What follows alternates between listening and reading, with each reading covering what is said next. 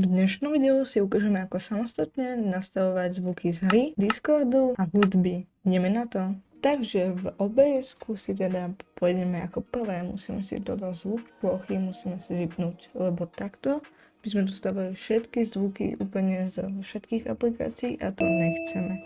My chceme ísť sem a dáme záznam zvuku aplikácie, alebo proste čo tam máte vy.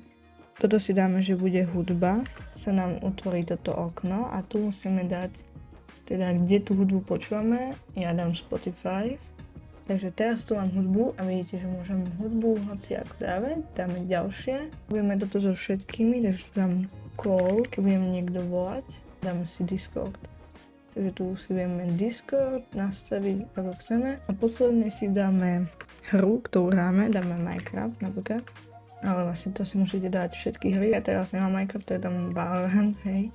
Ale tu si môžete hociakú hru dať, ktorú práve hrajete a chcete snímať. Môžete si hociako nastavovať hlasitosť týchto aplikácií samostatne. Ale nezabudnite si toto vypnúť, lebo takto by bolo počuť všetky zvuky, ktoré sa nahrávajú, ale my ich chceme takto samostatne.